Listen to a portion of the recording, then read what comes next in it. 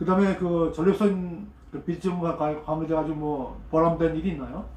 네, 환자를 진료하고 치료하는 건 항상 보람된 일이죠. 제 최준호, 이 네이버의 최준호, 유튜브의 최준호나 널푸른 비뇨기과를 치면 그런 내용이 많습니다. 환자 실제 인터뷰, 실정이 아니고 다 실제 환자분들이 촬영에 협조하시는 분들은 찍어서 이렇게 한 번씩 올리거든요. 올리면 거기에서 다들 소변 잘 나온다고 하고 좋다고 하죠. 전 제가 이제 영상을 찍고 다 촬영을 하고 혼자 하기 때문에 촬영이 많지는 않습니다만, 환자는 많지만 촬영이 많지는 않습니다. 그렇죠. 진료 보고 수술하면서 이 만들기가 개인적으로 이렇게 좀 힘든 것도 있고 시간도 좀 많이 없고 또 집에 와서 애도 봐야 되고 하니까.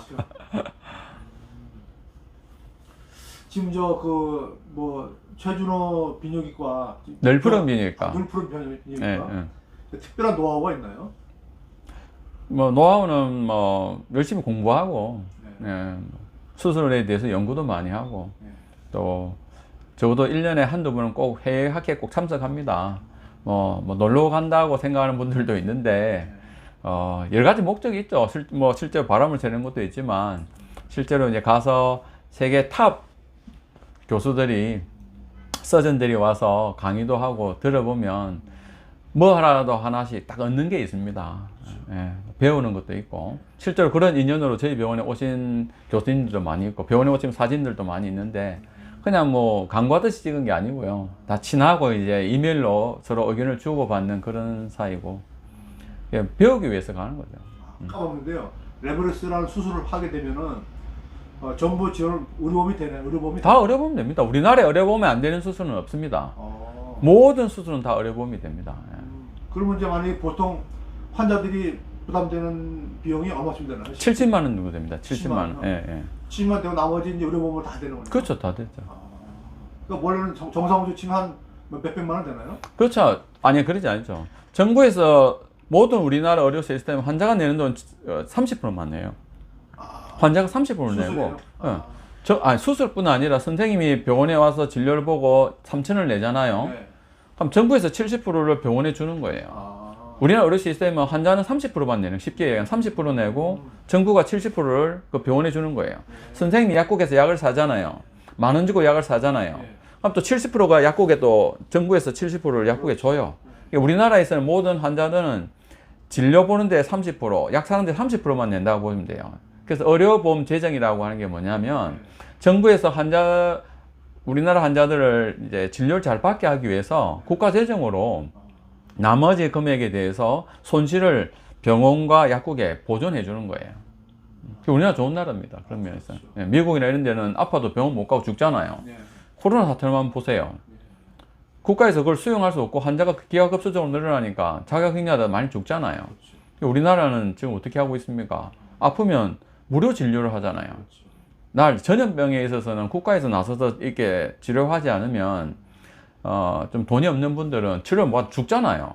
단지 혼자만 죽는 것이 아니라 주변 가족이 다 오염시키고 죽거든요. 그럼 주변 가족 다 죽는 거예요. 이웃도 죽게 되고. 국가적으로는 큰 비극이지 않습니까? 그래서 정부에서 전염병에 있어서는 정부 예산으로 치료를 하잖아요. 그렇죠. 네.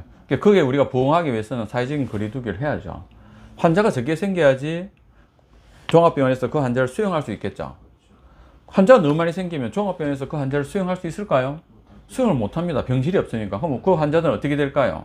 경중을 따져서 집에 방치하게 되죠. 쉽게 얘기하면. 자가격리라고 하지만 집에서 증상이 안 좋으면 전화하라고 하지만 증상이 안 좋아 전화할 수 있는 환자가 몇 명이나 될까요? 증상이 안 좋으면 이미 상황이 안 좋고 전화할 수 있는 상황이 아닌데 죽죠. 그러니까 혼자 계시다 죽게 되는 거죠. 그래서 지금은 사회적인 거리두기와 마스크를 해서 환자 발생수를 줄여야죠. 줄여서 생기는 환자 수가 우리 전국에 있는 대학병원에서 그 환자를 수용할 수 있을 만큼 지금 100명 미만이잖아요. 딱 이 상태가 유지되면은 시간이 코로나 금방 없어지지는 않아요. 내후년까지 갈 수도 있거든요. 왜냐하면 치료약이 없잖아요. 백신도 나온다고 하지만 효과에 있어서는 좀 의구심을 가지는 분들도 많고, 왜냐하면 3상 임상 시험으로 정확하게 연구 결과가 효과가 있다고 나오는 게 아니라 3상 임상 시험 들어가면서 그냥 그 백신을 다 맞추기로 한 게 지금 의견이 모아지고 있거든요. 그만큼 국민들이 불안감이 크고 세계적으로 경기도 안 좋고 하니까 또 효과가 있는 분은 효과가 있으니까 그런 목적으로 하는 거거든. 그래서 지금은 뭐 정부 지침으로 따라가는 게 맞죠. 추가적으로 정부에 대한 뭐 하신 말씀 있나요? 정부에? 네. 제가 감히 무슨 뭐 건강보험이나 이런 쪽에다 의뢰하시는지. 아니요, 뭐 저는 그런 자격도 없고 능력도 없고 저는 그냥 이 병원을 운영하는 일개 원장일 뿐입니다. 현실에 적응하면서 그냥 그렇습니다. 마지막으로 이제 전립선 비대증 환자들한테요 희망을 줄 멘트 한번 해주시죠. 희망을 주는 멘트란 전립선 비대증이 암이 아닌데 무슨 전립선 비대증은 약 굉장히 먹으면 고통스럽더라고요. 아, 약을 안 먹게 되면 엄청 힘들어요. 글쎄요. 뭐 지금 이 방송을 보시는 많은 분들이 자다가 소변 일어나는 걸 너무나 자연스럽게 생각하시고 또 뭐 영화 보다가 또 친구와 이야기하다가 화장실에 2번, 3번 가는 거를 너무 자연스러워 하시는 분들이 있을 거예요. 그건 자연스러운 게 아니에요. 그럼 병입니다. 근데 약 먹으면 조절돼요. 자다가도 소변 보러 안 가게 되고 그럼 푹 잘 수 있겠죠. 그럼 다음날 아침에 컨디션이 좋을까요, 나쁠까요? 좋죠. 하루가 활력 있게 시작되는 거죠. 또 그 활력 있게 시작되면 연애도 하시고, 뭐 연애하는 건 발기 안 되면 발기하는 약으로 연애도 하시고, 영화들 볼 때 기분 좋게 보죠. 영화 보다가 화장실에 들락날락 안 해도 되니까. 친구와 술 한잔 할 때도 화장실에 들락날락 안 해도 되고.